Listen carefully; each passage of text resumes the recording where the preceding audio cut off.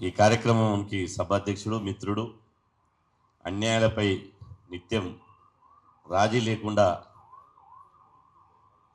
సంస్థలను న్యాయస్థానాలను వేదికగా చేసుకొని పోరాటం చేస్తున్నటువంటి మా మిత్రుడు శంకర్ గారు, విఠలన్న గారు, యాదగిరి సార్ గారు, అదేవిధంగా మిగతా పెద్దలందరికీ, మీడియా మిత్రులందరికీ పేరు పేరున హృదయపూర్వక నమస్కారాలు. ఈరోజు జాతీయ ఓటర్ దినోత్సవం సందర్భంగా రాజకీయాల్లో పెరుగుతున్న ధనబలం యొక్క పాత్ర మీద ఈ సమావేశాన్ని పెట్టినందుకు నేను అభినందిస్తున్నా. నిజంగా రాజకీయ పార్టీలు మీటింగ్ పెడితే ఒక్క పార్టీ అయినా ఇప్పటికైనా ఒక పార్టీ పచ్చనోటు లేకుండా, బిర్యానీ పొట్లం ఇవ్వకుండా, బండిలో బుడ్డు పెట్టకుండా, మందు బుడ్లు పెట్టకుండా, లిక్కర్ బుడ్డు పెట్టకుండా 100 మంది కూడా వచ్చే పరిస్థితి లేదు.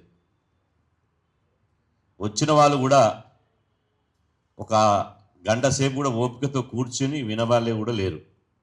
ఎందుకు అంటే ధనబలం అట్లా పెరిగిపోయింది. ఈరోజు దానికి వ్యతిరేకంగా ధన రాజకీయాలను, కుల రాజకీయాలను, వారసత్వ రాజకీయాలను, ఆధిపత్య రాజకీయాలకు చెరమిగితం వాడి భారత రాజ్యాంగం నిజమైనటువంటి భారత రాజ్యాంగాన్ని సంపూర్ణంగా అమలు చేసుకున్నటువంటి దిశగా ఈ రౌండ్ టేబుల్ సమావేశం చేయడం ఇది చాలా గొప్ప విషయం. ఇలాంటి కార్యక్రమాలు చేయాలన్నా ధైర్యం కావాలి. రాజకీయ పార్టీలను ఒక పార్టీని చేయమనమండి, చేయాయి. ఎందుకంటే నిత్యం వాళ్ళు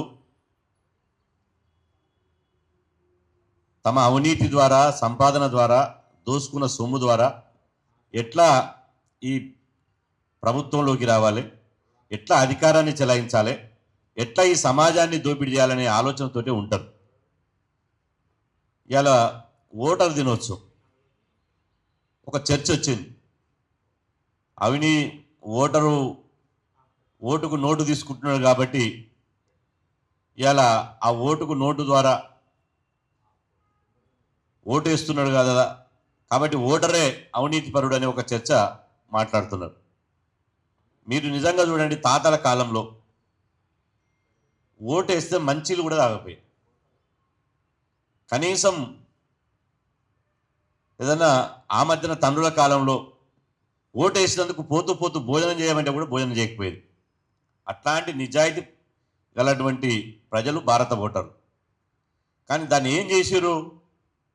ఎప్పుడైతే కాన్సీరామ్ గారు ఓటు అమారా సీటు తుమారా, నై చెలేగా ఓటు మారైతే సీటు నీదెట్లయితుందని ఓ దేశంలో ఒక విప్లవం తీసుకొచ్చిండో, అప్పుడు అగ్రకుల ఆధిపత్యానికి సంబంధించిన రాజకీయ పార్టీలు ఇది దేశంలో పెను విప్లవం అవుతుంది, అంతిమంగా ఇది భారతదేశం అంతా చుట్టి ఈ పిడికెడు శాతం లేనటువంటి పాలకులను బండకేసి కొట్టి మెజార్టీ ప్రజలు ఢిల్లీ గద్దెనెక్కి ఈ దేశంలో ఈ మెజార్టీ ప్రజలే రాజ్యాధికారాలకు వస్తారనే ఒక కుట్రతోటి, అరే బిడ్డ ఓటు నీదైతే నోటు మా దగ్గర ఉంది, నీ ఓటును మా నోటుతోటి కొల్లగొడతామని చెప్పి అప్పుడు స్టార్ట్ చేశారు.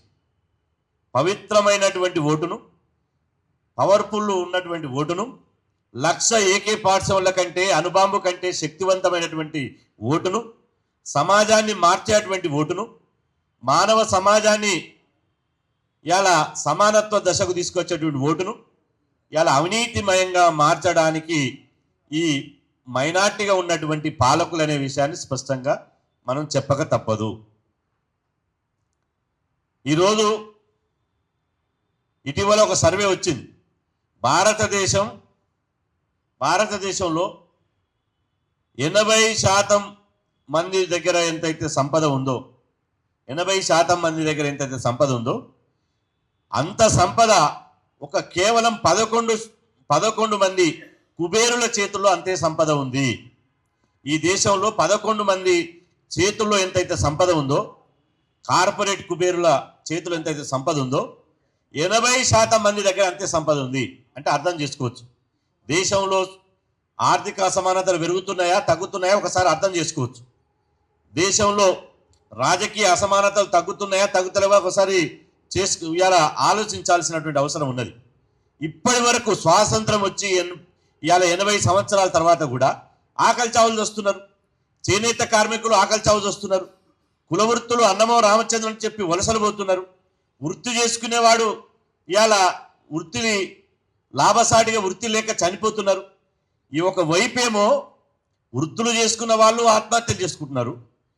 ఈ దేశానికి పట్టెడు అన్నం పెట్టేటువంటి రైతులు, భూమిని నమ్ముకున్నటువంటి రైతులు ఆత్మహత్యలు చేసుకుంటున్నారు.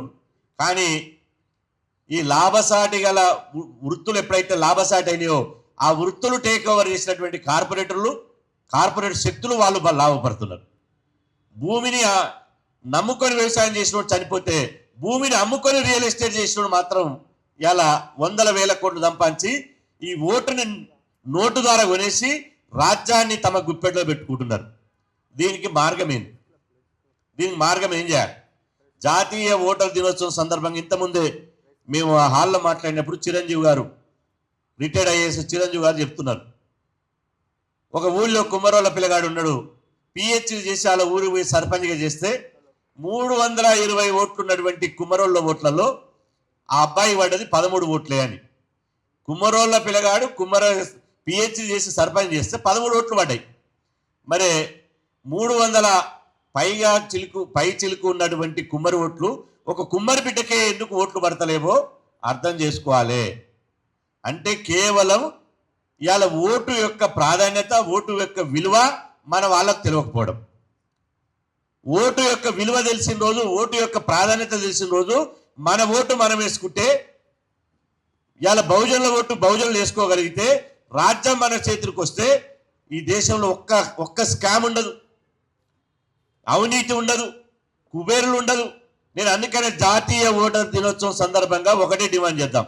చాలా మంది రిజర్వేషన్ల మీద ఏడుస్తున్నారు, ఒకటే ఏడుస్తున్నారు, అరే ఇంకెన్ని రోజులు పై మీకు రిజర్వేషన్లు, ఇంకా ఎన్ని రోజులు మీకు రిజర్వేషన్లు. నేను అంటున్నా, జాతి సంపద ఏదైతే ఉందో ఆ జాతి సంపదను ఈ దేశంలో పుట్టినటువంటి అందరికీ సమానంగా పంపిణీ చేయండి. రిజర్వేషన్లు అక్కర్లేదు. అసలు రిజర్వేషన్లు ఎవరు? పిడికెడి శాతం ఉన్న రిజర్వేషన్లు, అనధికారికంగా రిజర్వేషన్లు అనుభవిస్తున్నారు. ఇప్పుడు ముఖ్యమంత్రి ఓటు మనదైతే ముఖ్యమంత్రి 28 మంది ముఖ్యమంత్రి అయ్యారు. అగ్రకులాలు ఒక్కరు కూడా బీసీ ముఖ్యమంత్రి కాలే. ఇవాళ 110 మంది ఎమ్మెల్యేలు ఉన్నారు. బీసీలు 60 మంది కావాల్సిన చోట ఇవాళ 18 మంది ఎమ్మెల్యేలు ఉన్నారు. మంత్రివర్గంలో ఇవాళ 6-7 మంత్రులు ఉన్న చోట 3 ఉన్నారు. ఇదంతా ఎందుకు జరుగుతుంది?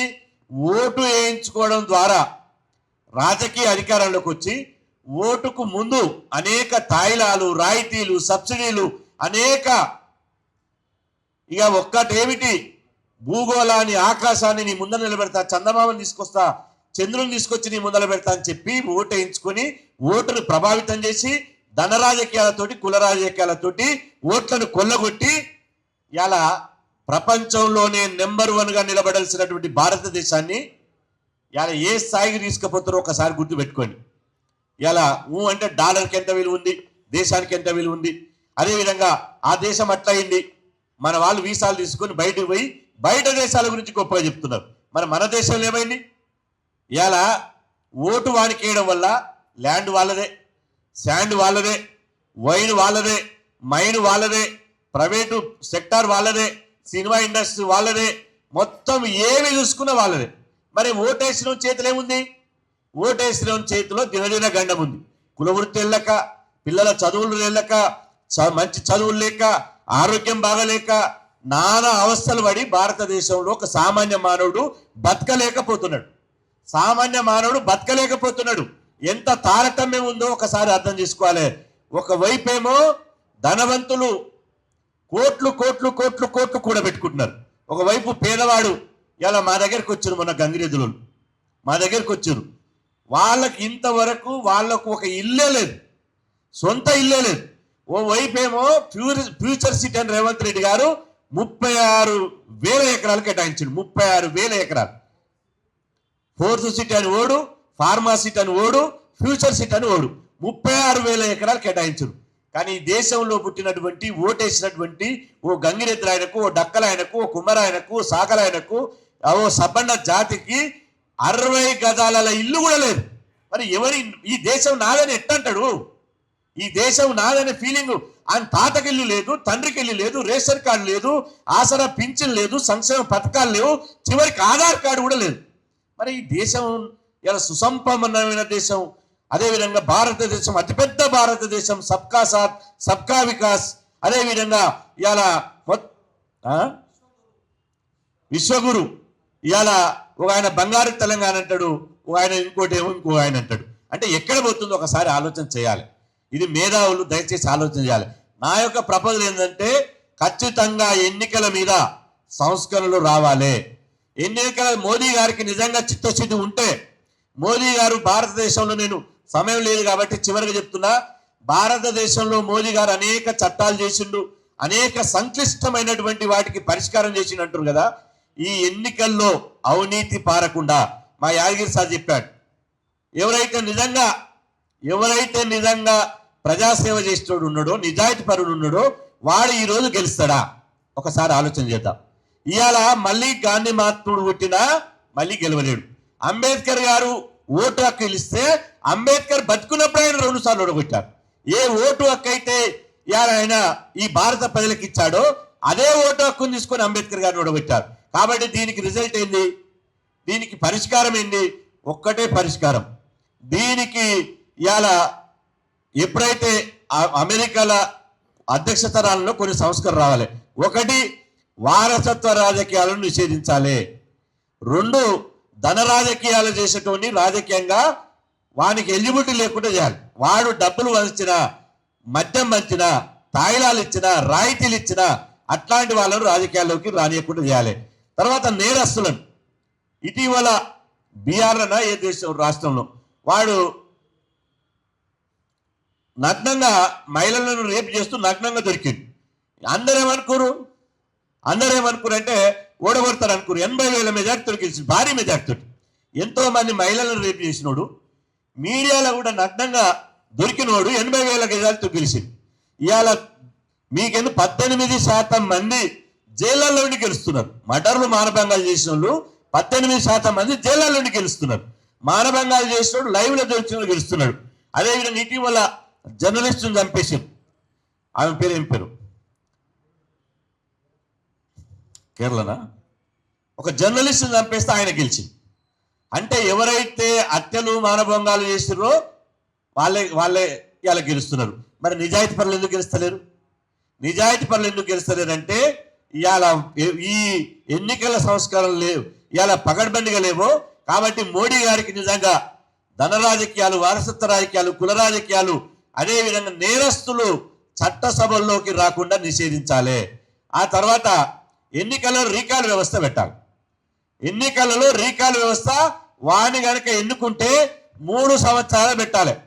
అమెరికా ఎన్నికలు ఉన్నాయి. ఎగ్జాంపుల్, అమెరికా ఎన్నికల్లో ఇప్పుడు అమెరికా అధ్యక్షుడు కావడానికి ఎంత మొనగాడైనా, ఎంత జ్ఞానవంతుడైనా, ఎంత పరిపాలన దక్షుడు అంతైనా అమెరికాలో కేవలం 2 సార్లే అవకాశం ఉంటుంది అధ్యక్షుడు కావడానికి.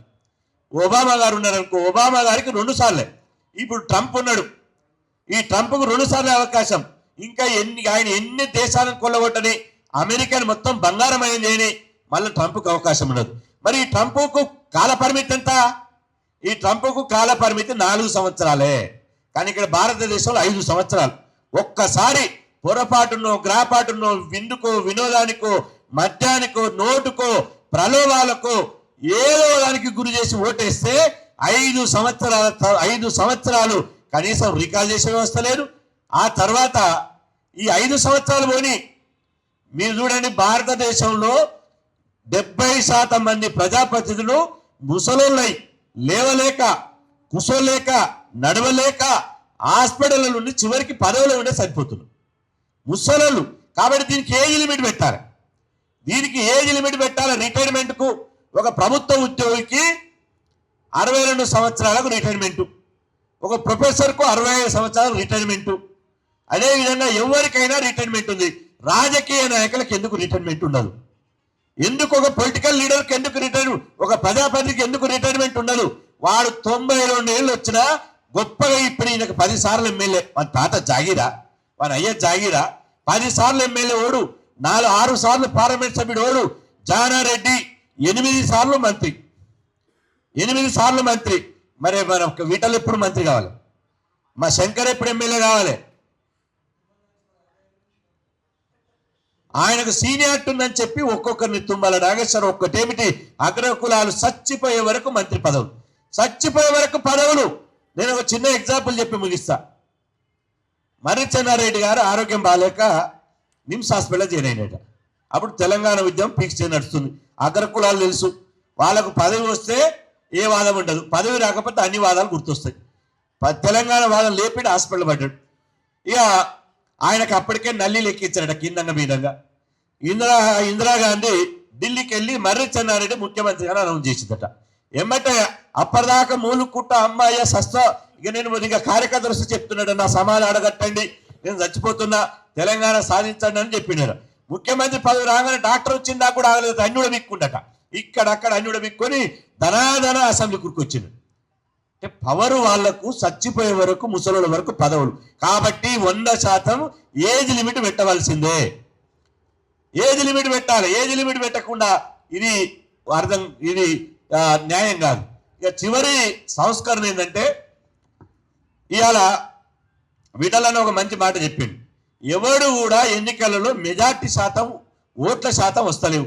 ఉదాహరణకు 100 ఓట్లు ఉన్నాయి, 100లో 60 ఓట్లు వస్తేనే వాడు గెలిచినట్టు ప్రకటించాలి. కానీ ఏమైతుందంటే వీడు పంచుకొని వాడు పంచుకొని 30 వచ్చినా వాడు గెలిచినట్టు ప్రకటిస్తున్నారు. కాబట్టి ఈ గెలుపోటములు వద్దు. ఈ గెలుపోటములు పక్కన పెట్టేసి ఒక 4 పార్టీలు ఉన్నాయనుకో, వాళ్ళని 4 పార్టీలో 10 పార్టీలో మెంబర్షిప్ చూసి రికగ్నేషన్ చూసి వాళ్ళ ఎన్నికలలో దింపాలి. ఎన్నికలలో పోటీ చేసే అవకాశం ఇవ్వాలి. ఇచ్చిన తర్వాత ఆ ఎన్నికలలో పోటీ చేసిన తర్వాత ఒకరికి ఒక పార్టీకి 50% వచ్చినాయనుకో, 50% వస్తే అతనికి 25 మంది చట్టసభలో పోయే అవకాశం కల్పించాలి. ఒకరికి 40% వచ్చినాయనుకో, వానికి 20 మంది చట్టసభలో పోయే అవకాశం కల్పించాలి. ఒకరు 30% వచ్చినాయనుకో, వానికి 15 మంది చట్టసభలో పోయే అవకాశం కల్పించాలి. ఒకరికి 5% వచ్చినాయనుకో, 10 మంది పోయే అవకాశం కల్పించాలి. 3% ఓట్లు వచ్చినా వాడి 3 చట్టసభలో పోయే అవకాశం కల్పిస్తే అప్పుడు అందరికీ, అన్ని సామాజిక వర్గాలకు, అన్ని ఎజెండా తోటి అన్ని పార్టీలకు అవకాశం ఉంటుంది. అన్ని పార్టీలకు అవకాశం ఉంటుంది. కాబట్టి ఈ విధంగా సంస్కరణలు తీసుకొస్తే నిజమైన ఎన్నికల ముందేమో రాజకీయ నాయకులకు ఓటరు దేవుడిలాగా కనపడతాడు, దేవుడిలాగా కనపడతాడు. ఎన్నికలైన తెల్లారి దయ్యంలాగా కనపడతాడు. అప్పుడు ఎన్నికల ముందు, సార్ నాకు గుడిసెలేదు, ఇల్లు కట్టిస్తా, సార్ నీకు కారు కొనిస్తా, నిన్ను హెలికాప్టర్లో తిప్పుతా, విమానాలు తిప్పుతా అంటాడు. ఎన్నికల తర్వాత ఈయన పోతే సెక్రటరీకి రానియాడు, ఇంటికి రానియాడు, దండం పెట్టి దరఖాస్తు రానియాడు. కాబట్టి ఈ ప్రజాస్వామ్యం ప్రపంచంలోనే భారతదేశం అతిపెద్ద ప్రజాస్వామ్యం అన్నారు. కానీ ఇది ప్రజాస్వామ్యం కాదు, 100% ధనసామ్యం, 100% కులసామ్యం. ఇక్కడ ఉన్నటువంటి ఎవడైతే దోసుకుంటున్నాడో వాడే చట్టసభలోకి వస్తున్నాడు. కాబట్టి వీళ్ళని ఈ దోసుకుంటుని కుటుంబ కుల రాజకీయాలు చేస్తుని, అదేవిధంగా ఈ వృద్ధులని అందరిని నిర్మూలించాలంటే పార్లమెంట్లో ఒక చట్టం తీసుకురావాలి, రాజ్యాంగాన్ని సవరించాలి. దానికోసం మా శంకర్ నాయకత్వంలో ఈ రౌండ్ టేబుల్, ఇది దయచేసి ఇది చివరి కావద్దు, ఇది మొదలు పెట్టినావు. భారతదేశంలో అన్నా హజార్కి ఎట్లా పేరు వచ్చిందో మీకు అదే పేరు వస్తుంది. ఒక యూనివర్సిటీ నాయకుడివి, ఆనెస్ట్ పర్సన్. కాబట్టి ఖచ్చితంగా ఈ ఉద్యమం చేయి. మాలాంటి వాళ్ళ సపోర్టు, విఠలన్న సపోర్టు, మా యాదగిరి సార్ సపోర్టు, అందరి సపోర్ట్ ఉంటుంది. ఖచ్చితంగా ఈ ఉద్యమాన్ని ముందుకు తీసుకపోతే 100% విజయం సాధిస్తామని చెప్పి సందర్భంగా అవకాశం ఇచ్చినటువంటి మీ అందరికీ పేరు పేరున ప్రత్యేకంగా ధన్యవాదాలు కూడా సెలవుకుంటున్నాను.